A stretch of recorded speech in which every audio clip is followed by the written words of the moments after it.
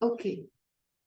And in this diagram, we see that the level of testosterone changes as the man or the guy move from one lifespan to another.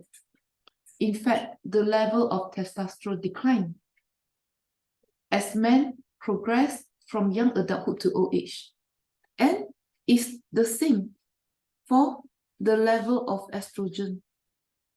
It varies across the lady's lifespan. And we are talking about sex in here, not gender, a person's biological makeup. So it just tells us the level of hormones, whether it's testosterone or estrogen, they change over time from men and women. Okay, so we've been through this before, and I have a video on this. Okay, so maybe some of you know what are antigens and antibodies, given your background. So antigens are just the foreign substances that enter our body, and they produce toxins from bacteria, virus, allergens, and so on. And antigens can induce immune response, leading to antibodies production. And antibodies are also our immunoglobulin, and they are produced by our immune system. And they attempt to recognize and bind themselves to antigen to remove antigens from our system. So that's my understanding of antigen and antibodies as a sociologist. And I'm sure you know the difference between B and T cells, given your background. And they originate differently. B cells came from bone marrow, and T cells, oh, they both come from bone marrow, I'm sorry. They originate in the same manner. Okay, my bad. But B cells mature into the plasma cells that produce antibodies, while T cells matures into thymus. And they have different functions. B cells serve to produce antibodies, and T cells attempt to regulate cellular immunity by attacking abnormal cells.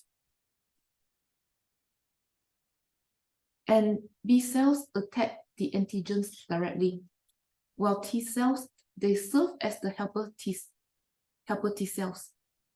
T cells also function as helper T cells to help the B cells to produce antibodies. Okay, my bad. Okay. So we know that men and women, they have different hormones. And this in turn affects their cellular and humoral immunities. And because of that, maybe the cellular and humoral immunities, they function differently for men and women. And because of that, we know it has been proven by research. Men and women have different risks for asthma. And this is what we mean by cellular immunity. How the T cells respond to antigens to cause antibody to form and to fight bacteria and toxins. And humoral or acquired immunity pertains to how the B cells produce antigen-specific antibodies or immunoglobulins, A, D, E, G, and N, to protect the body from pathogens and other foreign substances. So this pertains to the sex, not gender, differences in health, asthma in this case, because of the type of hormones. And because of that, maybe the two different immunities, they can vary between men and women. Okay. So according to research, they found that women have more active immune response. And because of that, it gives them more protection against bacteria and virus. And they have higher robust immunity to vaccinations. So maybe we know from certain data research results from COVID, men and women have different risks for C19, maybe partly due to vaccine immunity.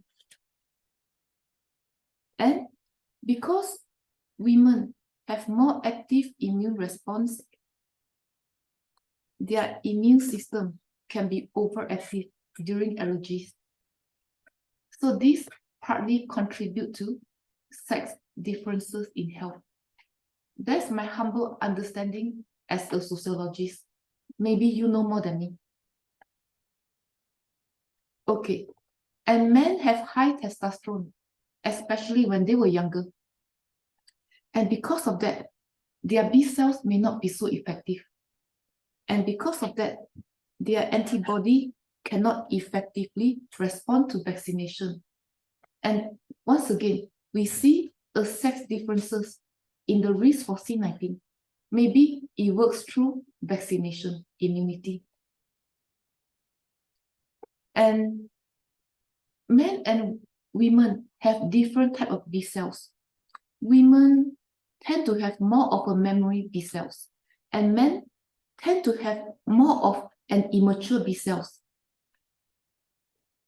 And these affect how quickly their system recognize infection.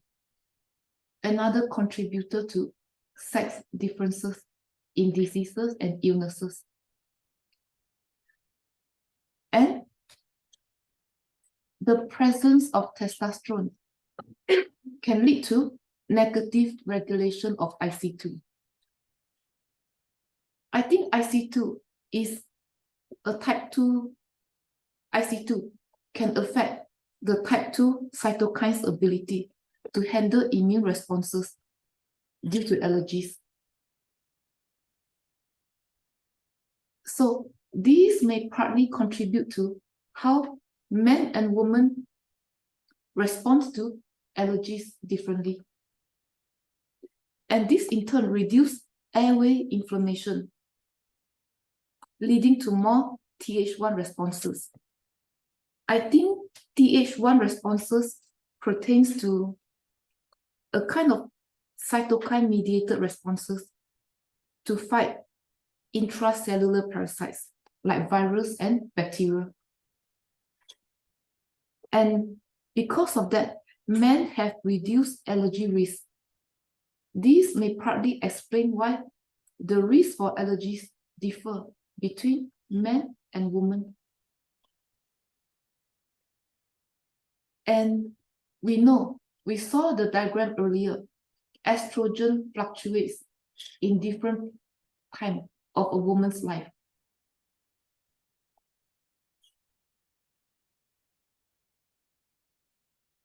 We saw somewhere here, estrogen fluctuates in different time of a woman's life.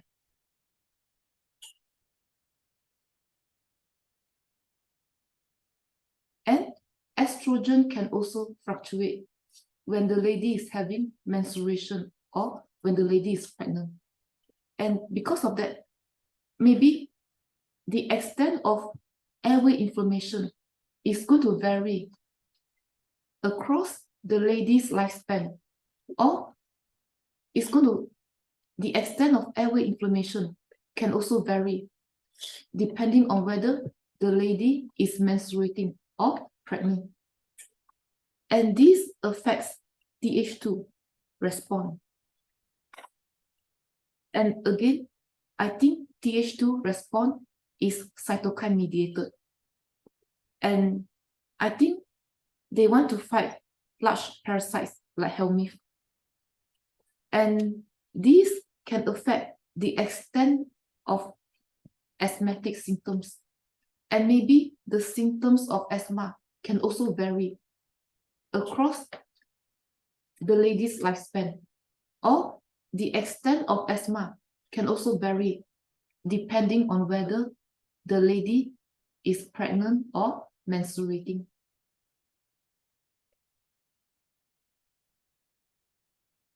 And according to research, men tend to have reduced Th1 response. And maybe because of that, they have reduced reactivity against tumor. And men also have reduced interferon gamma and IL-12.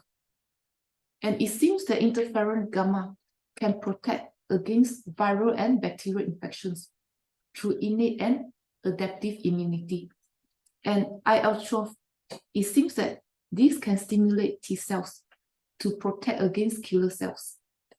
And men also have increased regulatory T cells response.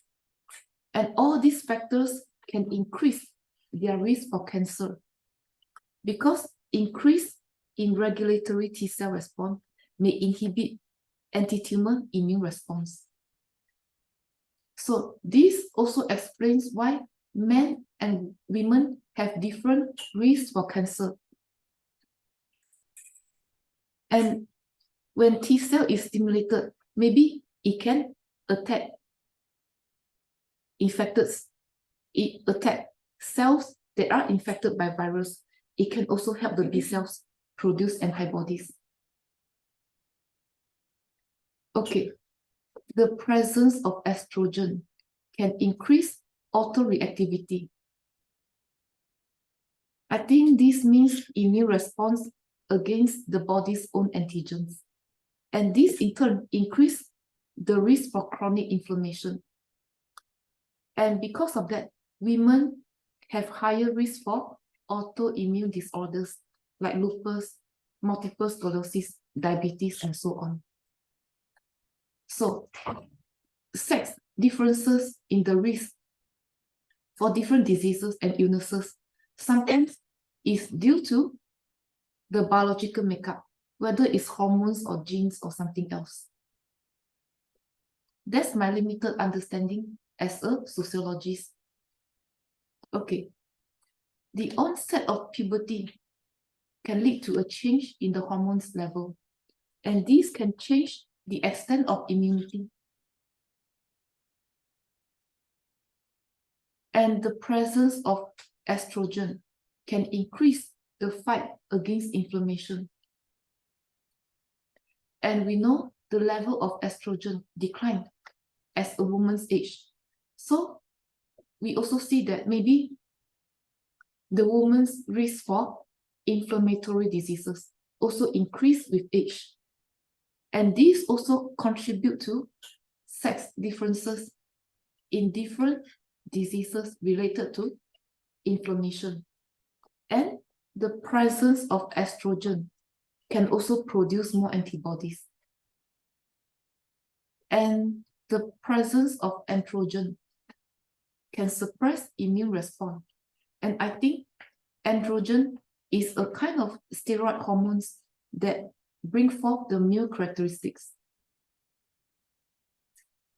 So another manifestation of sex differences in diseases and illnesses.